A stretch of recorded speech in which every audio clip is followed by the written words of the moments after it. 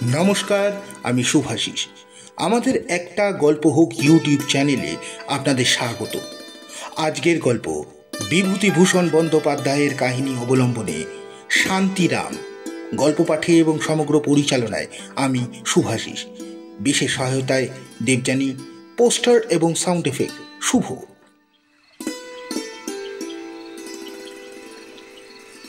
সন্ধ্যার কিছু আগে একখানা ট্রেন ছাড়ে। রাত 9:30 আন্দাজ সেখানা দেশের স্টেশনে পৌঁছায়। শান্তিরাম ওই ট্রেনেই বাড়ি যাওয়ার ঠিক করল। কলে জল আসিয়াছে, ঝরঝর শব্দে চৌবাচ্চায় পড়িতেছে। চৌবাচ্চা মাঝারি, ক্রমশ পুড়িয়া আসিল বলিয়া। ভাদ্র মাসের পচা কুমোটে স্নান করিয়া লওয়া ভালো, কাপড় ভিজাইয়া দরকার নাই। গামছা পরিয়া শান্তিরাম অনেকক্ষণ ধরিয়া স্নান করিল। এখনো ঝাড়ুদার আসে নাই। এবেলা ওবেলার উচ্ছিষ্ট ভাত, শাকের চিবনো ডাটা, মাছের কাঁটা ঝাঁঝরি ট্রেনের মুখে পড়িয়া জলের স্রোত আটকাইছে। দেখিলে গা কেমন করে, কি নোংরা! কিন্তু এই নোংরা আস্তাকুড়ের মধ্যে আজ 7টি মাস বাস করিয়া পয়সা হইল বই। এইসব সহ্য করিতে পারিত যদি হোটেলটা হইতে কিছু পয়সা আসিত। ভূপেনবাবু আফিস হইতে ফিরিয়া রান্নাঘরের পাশে ছোট্ট ঘরের চাবি খুলিল। ঘরটার সামনে চালের বস্তা, ডালের বস্তা, বেগুন পটলের ধামা, শুকনো বিলিতি কুমড়ো, আধ নাগরি আখের গুড়, একটা ছোট্ট 2.5 টিনের অর্ধেক ভর্তি সরষার তেল। বাজে হোটেলের মতো যা যা তেল এখানে ব্যবহার করা হয় না। রামগোপাল মিলের মোহন মার্কা খাঁটি সরিষার তৈল, কিন্তু এতে হোটেল চলিল না। ভূপেনবাবু কলতলায় হাত পা ধুইতে আসিল। কাঁধে গামছা, পায়ে খড়ম। চটির দাম বেশি। বেচারি 25টি টাকা মাইনে পায়। ট্রাম কোম্পানির অফিসে কাজ করে। ঘরের ভাড়া দেয় 4.5 টাকা। পাইস হোটেল এটা। তবুও ভূপেনবাবুর সঙ্গে মাসিক বন্দোবস্ত আছে। ঘর ভাড়া বাদে 11 টাকা। ভূপেনবাবু বলিল, শান্তিরাম বাবু, আপনি নাকি আর চললেন? না কি আর কি করি বলুন? এতদিন তো বেছে দেখলাম, কিছুই যখন হলো না তখন আর লাভ কি? খাবই বা কি? কেন, আপনাকে এরা রাখবে না? আমার পোষাবে না। আমি ছিলাম হোটেলের মালিক, আর এখন এদের তারে এসে 7 টাকা মাইনে আর খোরাকিতে খাটতে হবে। আর ওই যে নিধিরাম বাবু, ও এমন মানুষ, যদি বললাম 25টি টাকা বেশি দাও গিয়ে। দেনার দায় হোটেল বিক্রি হচ্ছে, তা বলে আমায় ফাঁকি দিয়ে তোমাদের ভালো হবে হোক। ভগবান মাথার ওপরে আছেন, তিনি দেখবেন। কারোর না হয় পড়েছি মশাই, চিরকাল এমন দিন থাকবে না, তাও বলে দিচ্ছি। বাড়িতেই এখন থাকবেন। এই দেখি কি হয়। পয়সা যা পেলাম হোটেল বিক্রি করে তা গেল পাওনাদারদের পেছনে। মিথ্যে বলবো কেন ভূপেনবাবু? আপনি আমার ছোট ভাইয়ের মতো। 7টি টাকা রেল ভাড়া এই নিয়ে দেশে যাচ্ছি, তাতে আর কদিন চলবে সেখানে। হঠাৎ শান্তিরামের মনে পড়িয়া গেল, ধারে হোটেলের জন্য কড়া আর বালতি কিনিয়াছিল আমহা স্ট্রিটের গিরিন্দ কুণ্ডর দোকান হইতে। হোটেলের বিক্রি হইয়া যাইতেছে শুনিয়া তাহারা আজ কয়দিন জোর তাগাদা লাগাইতেছে। খাইতে দেয় না, ঘুমাইতে দেয় না। তাদের বিল সরকারকে আজ সন্ধ্যার সময় আসিতে বলা হইয়াছে। আসিলেই 4 টাকা কয়েক আনা তাকে দেনা শোধ করিতে হইবে। তবে বাড়ি যাইবে কি শুধু হাতে? পুরি তো 7টাই টাকা। কাজের কথা নয়, তার আগেই বাহির হইয়া পড়িতে হইবে। শিয়ালদা স্টেশনে গিয়া গাড়ির জন্য বসিয়া থাকাও ভালো। 1.5 ঘন্টা হোটেলে অপেক্ষা করিবার দণ্ডস্বরূপ 4টি টাকা কয়েক আনা দিতে সে রাজি নয়। নিজের ঘরটিতে ঢুকিয়া সে একখানা ময়লা কাপড় পাতিয়া 2-3খানা আধময়লা জামা কাপড়, কাঁসার গেলাসটা, পুরনো একজোড়া জুতো, একজোড়া খড়ম, একখানা পুটুলি বাঁধিয়া লইল। না, এখানে কোনো জিনিস ফেলিয়া গিয়া লাভ নেই। বাড়িতে লইয়া গেলে গৃহস্থ সংসারে কত কিছু কাজে লাগিতে পারে। ছোট্ট টিনের সুটকেসটার মধ্যে ধোপার বাড়ি থেকে সদ্য আনা 2খানা ধুতি এবং তার একটা ছিটের কাপড়ের পাঞ্জাবি পরিয়া নিজের গায়ের শার্টটি পরিতেছে। রেলে যাইবার সময় ফর্সা জামা গায়ে দিয়া লাভ কি? বিশেষত নিজের বাড়িতেই যখন যাইতেছে, সে কুটুম্ব বাড়িতে নয়। এমন সময় বাহির হইতে কে ডাকিল, শান্তিময় বাবু আছেন? শান্তিময় বাবু? কে? সেই দিনকার সেই 8 টিন সর্ষের তেলের দামটা পাও না? কাল আসতে বলেছিলেন, কাল 2 বার এসে দেখতে পেলাম না। কত বাকি? 1 টাকা 9.5 আনা। শান্তিরামের একবার ইচ্ছা হলো, বলে কাল এসো সকালবেলা, কিন্তু ভূপেনবাবু পাশের ঘরে রহিয়াছে। ভূপেনবাবু জানে আজই হোটেল বিক্রি হইয়া গিয়াছে, সে শান্তিরাম আজই সন্ধ্যার গাড়িতে দেশে চলিয়া যাইতেছে, এখন সে ফিরিবে না। এই অবস্থায় পাওনাদারকে কি বলিয়া মিথ্যা কথা বলা যায়? অগত্যা দিতেই হলো। 7 টাকার ভিতর হইতে বাহির হইয়া গেল 1 টাকা 9.5 আনা। বাহির হইতে পারলে এখন সে বাঁচে, আবার কোন দিক হইতে সে কে আসিয়া পড়িবে কে জানে। চলেন তাহলে। আসি, নমস্কার। কিছু মনে করবেন না তো? বাড়ি গিয়ে চিঠি দেবেন কিরকম আছেন, কেমন তো? হ্যাঁ হ্যাঁ, দেবো বই কি, দেবো না? বেশ লোক ভূপেনবাবু। ডান হাতে টিনের বিবর্ণ সুটকেসটা, বাম বগলে পুটলিটা, ছাতা লইয়া শান্তিরাম হোটেল হইতে বাহির হইয়া হাঁটিতে হাঁটিতে শিয়ালদা মোড়ে আসিয়া পৌঁছিল। নাশপতি, নাশপতি! ছেলেদের জন্য 2টো ন্যাশপতি কিনিয়া লইয়া যাক। 2 পয়সা জোড়া। ডাকাত নাকি রে বাবা? 2 পয়সা জোড়া নাশপতি কে কবে শুনিয়াছে? দিবি আপেলগুলো। কত দাম, কত দর? 4 পয়সা জোড়া। পয়সা না, পয়সা পয়সা না। ফলওয়ালা চটিয়া বলিল, বাবু কম জমানে আপেল পয়সা পয়সা বিকা। অনেক দরদস্তুর করিয়া শান্তিরাম ছোট ছোট নাশপতি 2 পয়সার জোড়া দরে 6টি কিনিল। 4 পয়সার 1 জোড়া আপেলও কিনল। পরিমল নস্য রইবে, কিছু দেশে নস্য ভালো পাওয়া যায় না। ফলওয়ালাকে পয়সা বাহির করিয়া দিতেছে এমন সময় পিছনে একজন ডাকিল, এই যে শান্তিরাম দা, এই কি যাচ্ছ কোথায়, বাড়ি নাকি? শান্তিরাম পিছনে ফিরিয়া চাহিল, দেখিল তাহাদের দেশে, ঠিক গ্রামের নয়, সরোজ মুখুজ্জে। সরোজ এখানে কোনো মেসে থাকে, সপ্তাহে সপ্তাহে দেশে যায়, চাকরি করে মার্চেন্ট অফিসে, 80-90 টাকা মাইনে পায়। আরে ভাই, এ বাড়ি চললাম, সব উঠিয়ে দিয়ে চললাম। কেন, তোমার সেই হোটেল? না, চালাতে পারলাম কই, চলতো ভালো, 5 ভূতে খেয়ে আর বাকি ফেলে ফেলে ফেল মারিয়ে দিলে। এক বেটার কাছে 8 টাকা 10 টাকা বাকি, খেয়ে যাচ্ছে তো খেয়েই যাচ্ছে, উপর করার নামটি নেই। টাকাটা করতে গেলে আজ দেবো কাল দেবো, এদিকে আমার পাওনাদারিরা, বাড়িওয়ালা, কয়লাওয়ালা, মুদি সবাই ছিঁড়ে খাচ্ছে। জোচ্চরের জায়গা কলকাতা, এখানে কি ভদ্রলোক আছে? কিন্তু কিন্তু শান্তিরাম দা, দেশে কখনো যাওনি বলো তো? দেশের অবস্থা জানো? বাড়ি তো যাচ্ছ, বন্যেই তো সব ডুবে গিয়েছে। রসময়পুর থেকে নৌকায় চড়বে আর একবারে আমাদের গায়ের বটতলায় গিয়ে পৌঁছাবে, কলু বাড়ির কাছে। চাল নেই, ধান নেই, সব ডুবেছে। জিনিসপত্রের দাম তো চড়া, লোকজনের তো ভয়ানক কষ্ট, কত বাড়ি ঘর পড়ে গিয়েছে। আর এই দুর্দিনে তুমি যাচ্ছ দেশে? এখনো যেও না আমি বলি। হ্যাঁ, না গিয়ে কি করি?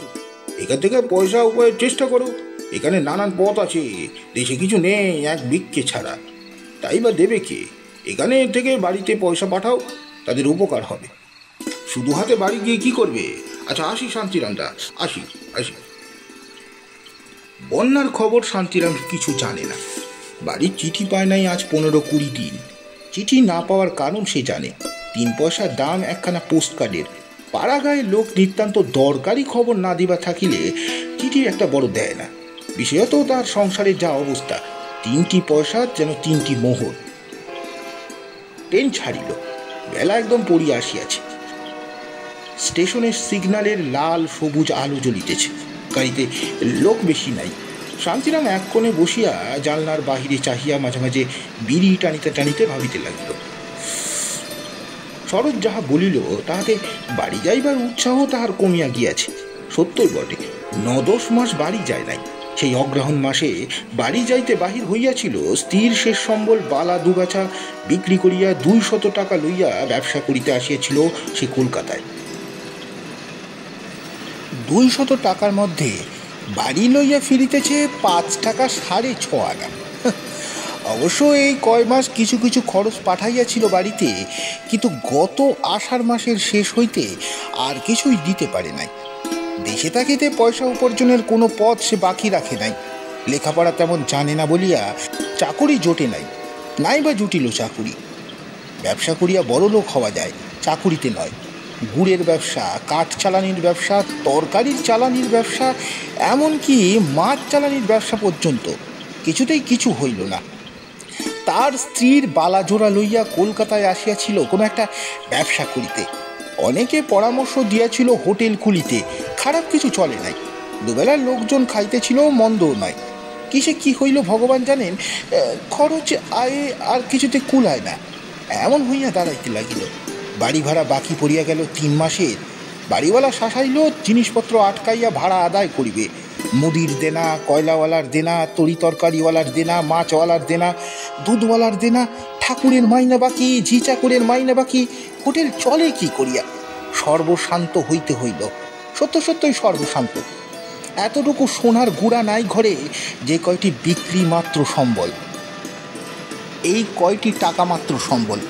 বাড়িতে পা দিলেই চৌকিদারি ট্যাক্সের তাগাদা, সেখানে মুদির দেনা, গোয়ালার দেনা, কোনোবার 10-15 টাকা না জমিয়া গিয়াছে।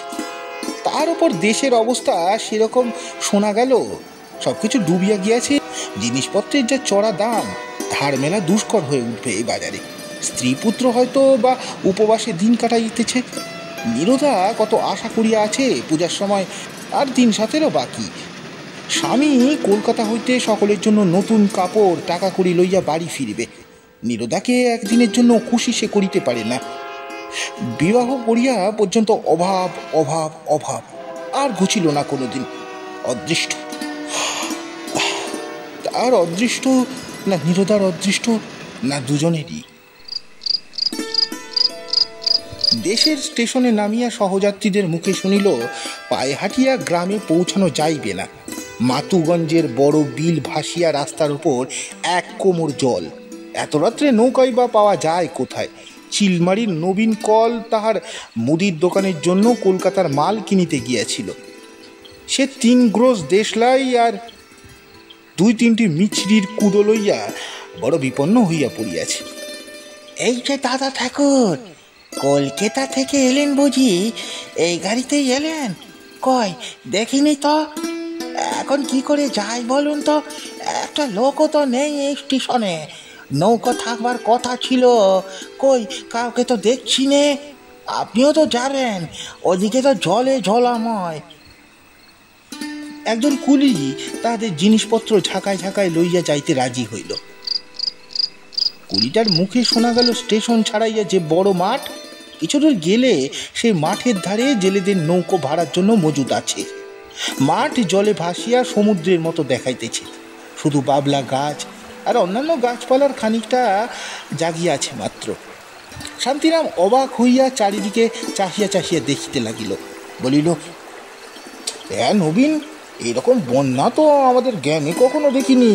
এ কি হয়েছে? এই যে চেনাই যায় না কিছু, গায়ের মধ্যে জল ঢুকেছে নাকি?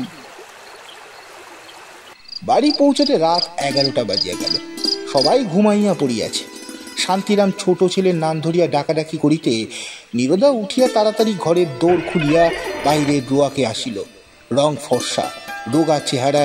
শান্তিরামের অপেক্ষা 7 বছরের ছোট, সুতরাং বয়স 32-33 হইয়াছে।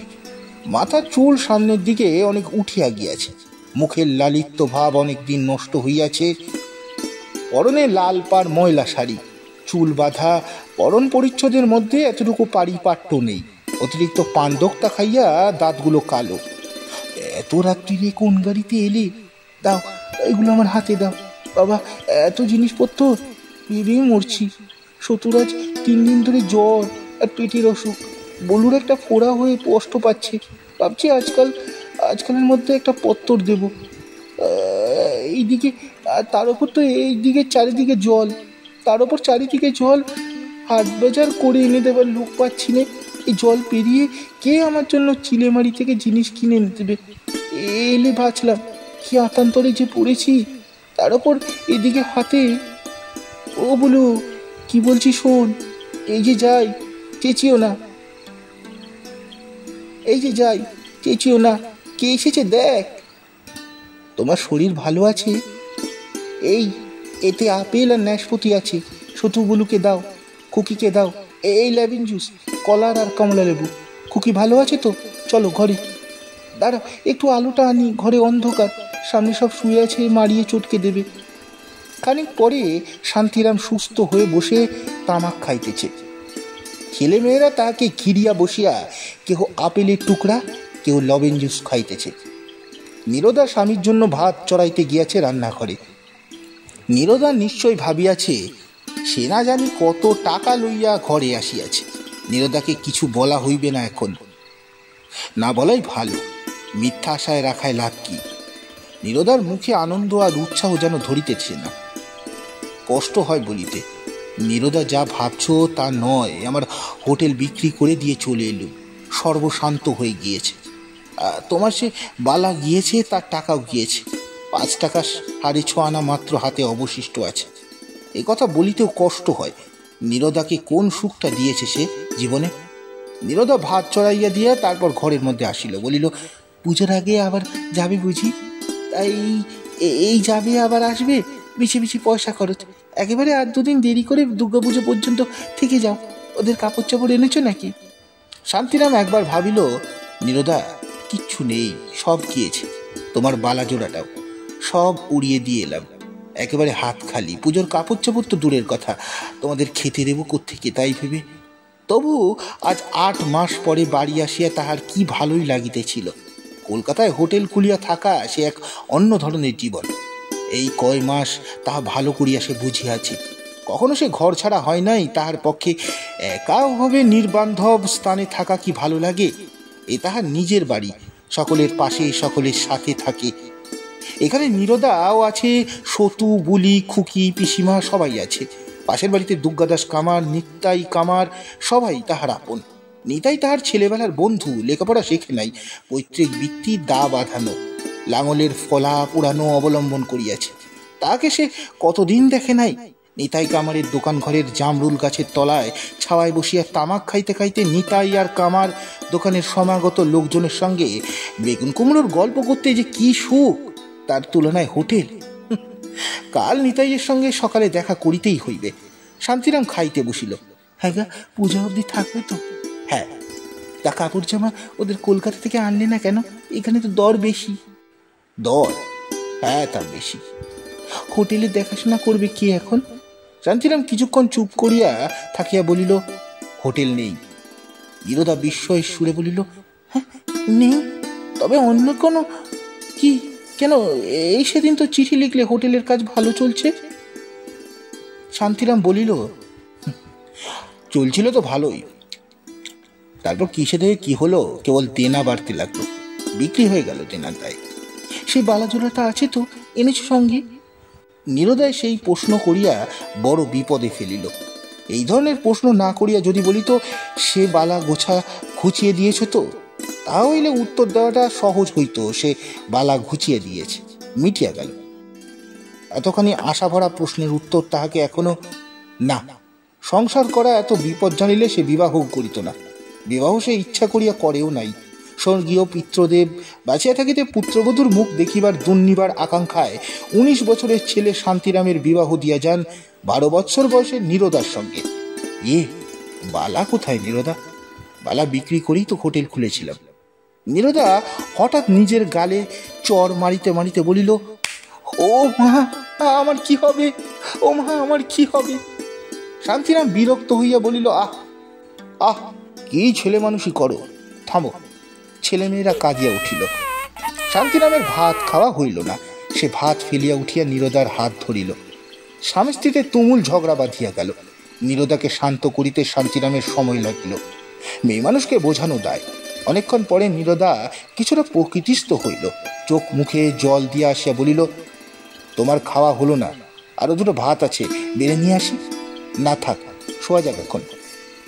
রাত হয়েছে 12টা কি 1টা। শান্তিরাম স্ত্রীর প্রতি মনে মনে বিরক্ত হইয়াছে। একজোড়া বালা না হয় গিয়াছে, তা না হয় তা বলিয়া সে খাইতে বসিয়াছে, আর এমন কুরুক্ষেত্র কাণ্ড। ছি, এর নাম সংসার? একটা সান্ত্বনার কথা নাই, সহানুভূতি নাই। আচ্ছা, সন্ন্যাসী হইয়া গেলে কেমন হয়? অনেকই তো যায়, সংসার তো আর ভালো লাগে না। রামকৃষ্ণ পরমহংস ঠিকই বলিয়াছিলেন, কামিনী কাঞ্চন অসার। তাদের গ্রামের পাশে বন্দিপুরের মুখুজ্জে বাড়ির বড় ছেলে রাধাকান্ত বহুদিন আগে সন্ন্যাসী হইয়া গিয়াছিল। এখন কি একটা বেশ বড় গোছের নাম লইয়া কাশিতে মঠ করিয়া আছে।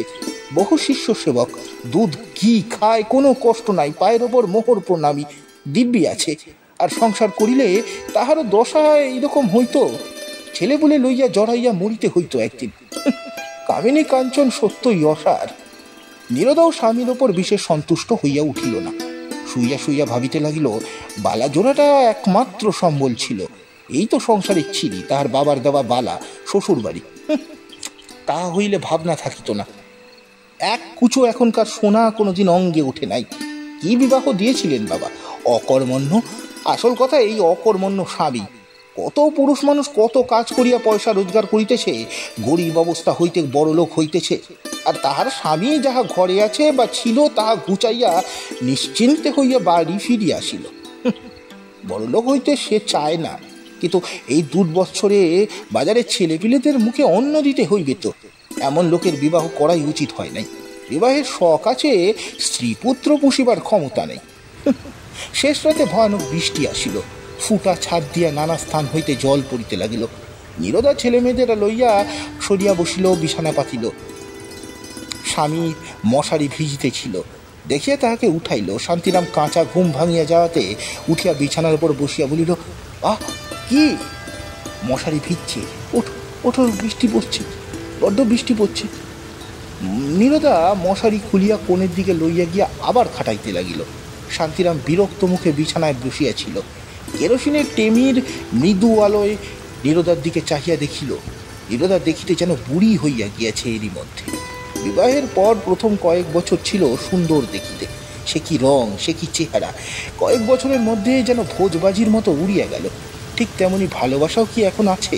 সেই আকুলি বিকুলি ভাব, না দেখিলে বাঁচি না ইত্যাদি বহুদিন চলিয়া গিয়াছে। নীরদা মশারি খাটাইতেছে। সামনের কপালখানা মাঠের মতো চওড়া হইয়া গিয়াছে, চুল ওঠার দরুন। ময়লা শাড়িখানাতে চেহারা আরও খারাপ দেখাইতেছে, যেন ভদ্রলোকের ঘরের মেয়েই নয়। ফর্সা একখানা কাপড় পরিলে কি হইত? শান্তিরামের মনে স্ত্রীর প্রতি হঠাৎ কেরূপ অনুকম্পা জন্মিল। বেচারি নীরদা, তাহারই দোষে নীরদা এমন হইয়া গিয়াছে। মেয়ে মানুষ অসহায়, যেমন রাখিবে তেমনি থাকিবে।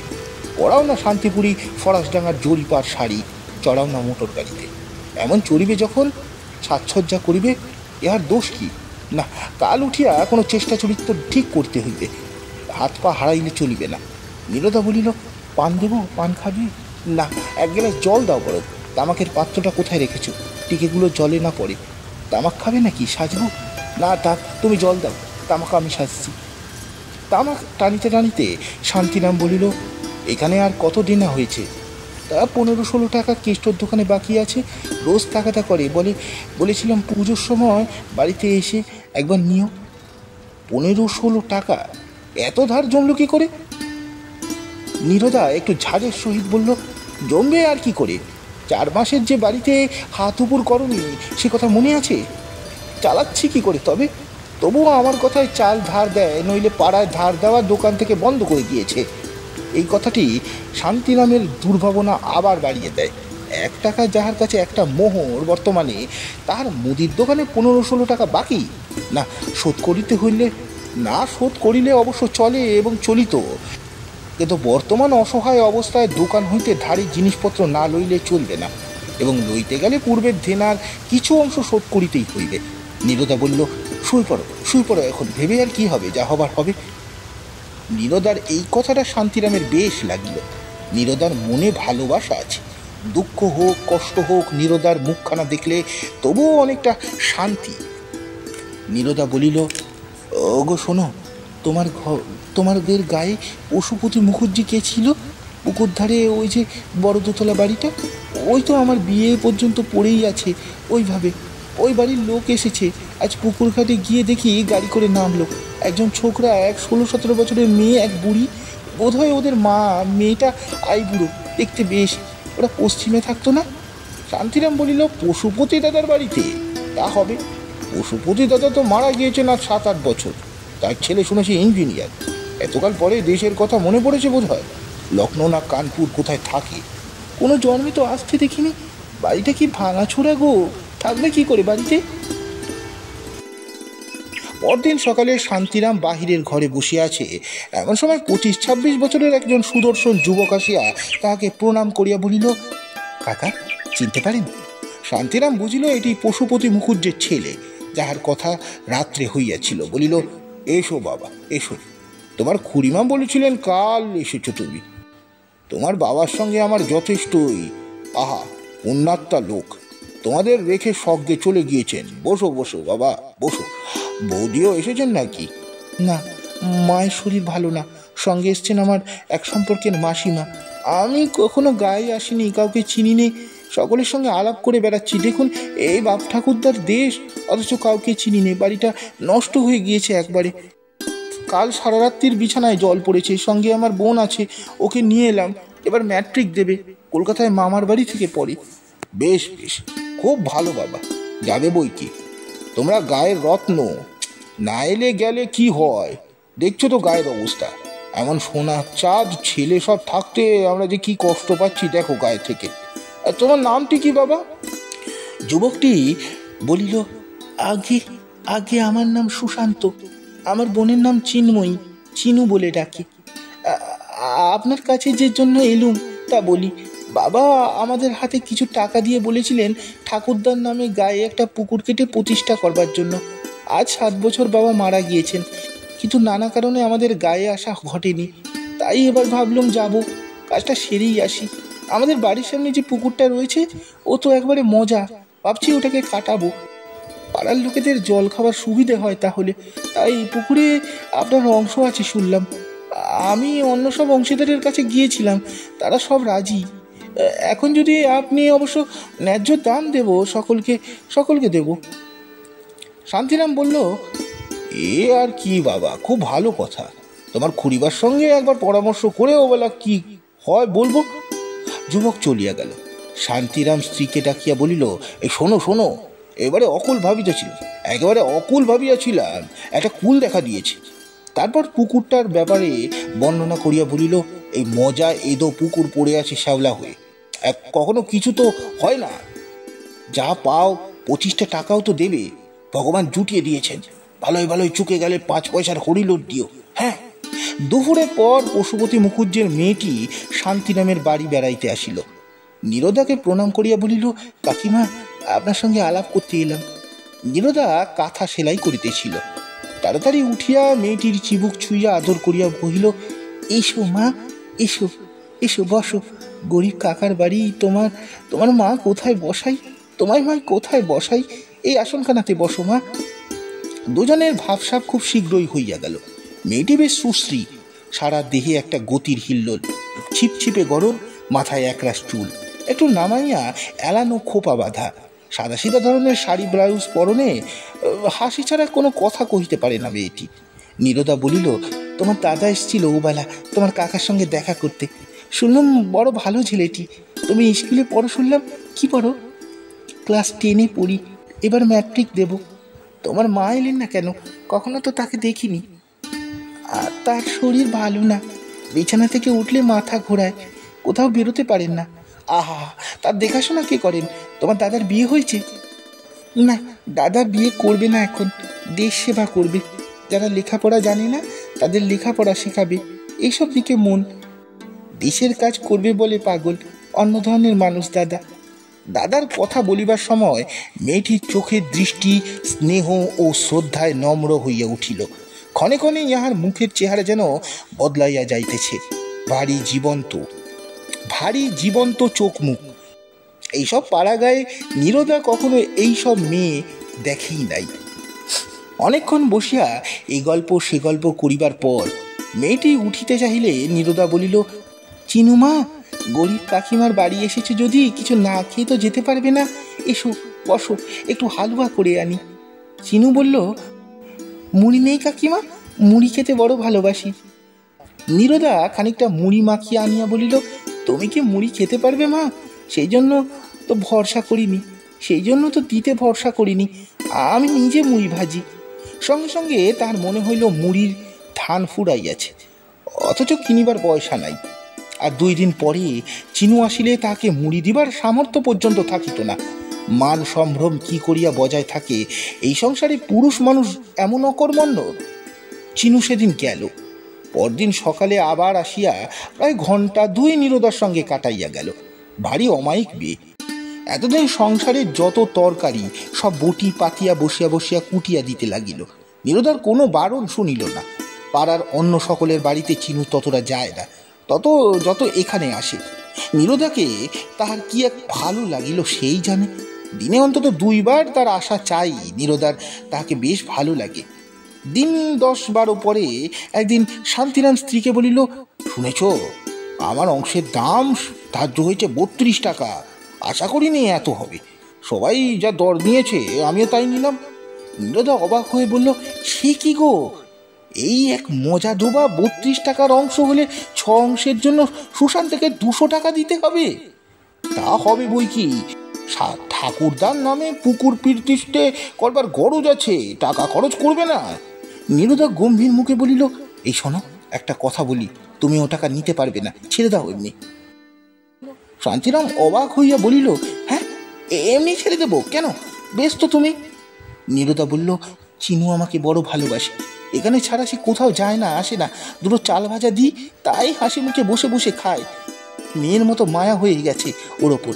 ওদের কাছ থেকে তুমি ওই ডোবা বেচে টাকা নিতে পারবে না, আর যে টাকা ন্যায্য নয় তা তো আমি কখনো নিতে পারবে না তুমি। তবে চলবে কি করে শুনি? এ টাকা ছাড়লে কিসে থেকে কি হবে? তা যাই হোক, ওরা বড় মানুষ বটে, কিন্তু গায়ে সবাইকে ঠকিয়ে নিচ্ছে ছেলে মানুষ হয়ে। তা তুমি একদম নিতে পারবে না। এতে আমাদের ভাগ্যে যা আছে হবে। তুমি নিলে আমি অনর্থ বাঁধাবো বলে দিচ্ছি। স্ত্রীকে শান্তিরাম ভয় করিত, কাজেই যখন অন্য শরিকেরা ডোবার অংশের দাম কড়ায় গন্ডায় বুঝিয়া লইল, শান্তিরাম কিছুতেই টাকা লইল না। সুশান্তকে বলিল, পশুপতি দাদার ইচ্ছেতে তার বাবার নামে পুকুর হবে, আমি তাতে টাকা নিতে পারবো না, এমনি লিখে দিচ্ছি তোমার নামে। ও অনুরোধ করো না বাবা। রাত্রে সে স্ত্রীকে বলিল, কোথায় বলে স্ত্রী বুদ্ধি, তুমি টাকা নিতে দিলে না, এখন করো উপোস।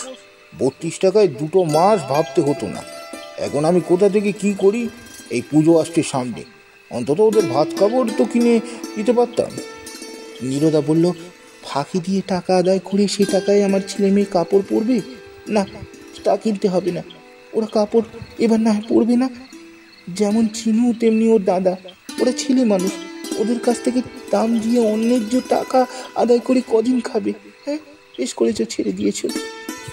টাকাটা হাতছাড়া হওয়াতে শান্তিরাম দুঃখিত হইল বটে, কিন্তু স্ত্রীর এই নতুন মূর্তি তাহার কাছে ভালো লাগিল।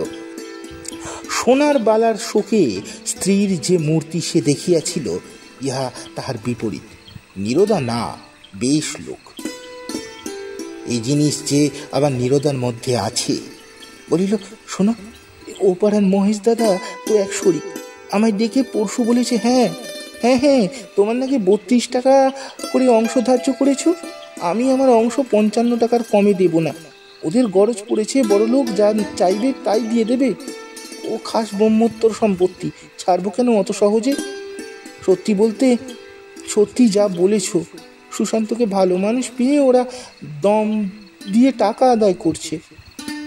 করে থাকি করেছে, যার ধর্ম তার কাছে। ও টাকা কদিন খেতে? ও কথা বাদ দাও, কুকুর কাটিয়ে দেবে ওরা এক গাদা টাকা খরচ করে, কিন্তু জল খাবে পাড়ার 5 জনেই তো। হ্যাঁ, ওরা সেই পশ্চিম দিক থেকে তো পুকুরে জল খেতে আসছে না, আমাদের সুবিধার জন্যই তো ওরা করে দিয়ে যাচ্ছে। চিনু বলেছিল, ওর দাদা পরের কাজ করে, দেশের কাজে মন দিয়েছে, বেশ ছেলেটি। পুজোর কয়েকদিন বাকি। সুশান্ত সন্ধ্যার সময় শান্তিরামের বাড়ি আসিল।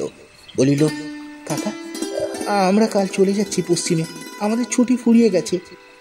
আপনার উপর একটা ভার দিয়ে যেতে চাই। পুকুর কাটানোর ভারটা আপনি নিন। গায়ের মধ্যে আপনি অনেস্ট লোক দেখলুম, চিনুর মুখে আপনাদের সব কথা শুনেছি। একটা প্রস্তাব আছে আমার, যদি কিছু মনে না করেন তবে বলি। আমার এই পুকুর কাটানো আর আমাদের জমি জমার বাড়িঘর এখানে যা আছে তা দেখাশোনা করবার জন্য আপনাকে মাসে 15 টাকা দেব। পুকুর কাটানো হয়ে গেলে আমাদের বাড়িটা মেরামত করবার ভারও আপনার উপর থাকবে। আমি টাকা পাঠিয়ে দিয়ে খালাস হব। মাঘ মাসের দিকে মাকে নিয়ে এসে পুকুর প্রতিষ্ঠা করে যাব। বলুন কাকা, আপনি এতে রাজি আছেন? রাজি না হলে কিন্তু ছাড়ছি নে, গায়ের লোক আর নেই। আর আমাদের যাওয়ার আগে আপনার 2 মাসের টাকা দিয়ে যাব, কেননা পুজো আসছে, খরচপত্র আছে তো। পুকুর কাটার ধরুন আপাতত 100 টাকা আপনার হাতে দিয়ে যেতে চাই। আপনাকে সকলে গায়ে বলে হোটেলওয়ালা বামুন। কিন্তু দেখেছি আপনি খাঁটি লোক। শান্তিরামের মাথা ঘুরিয়া গেল। ছোকরা আরও সব কি যে বলিয়া গেল, শান্তিরামের মাথার মধ্যে কিছুই ঢুকিল না। সুশান্ত চলিয়া গেলে তাড়াতাড়ি বাড়ির ভিতর গিয়া স্ত্রীকে ডাকিয়া বলিল, ওগো কোথায় গেলে? শুনেছ?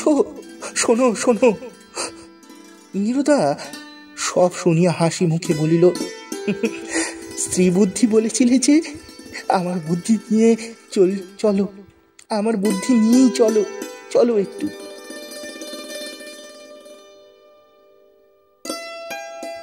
সমাপ্ত। গল্পটি আপনাদের কেমন লাগলো অবশ্যই জানাবেন। গল্পটি ভালো লাগলে লাইক, কমেন্ট, সাবস্ক্রাইব ও শেয়ার করে আমাদের পাশে থাকতে ভুলবেন না। নমস্কার।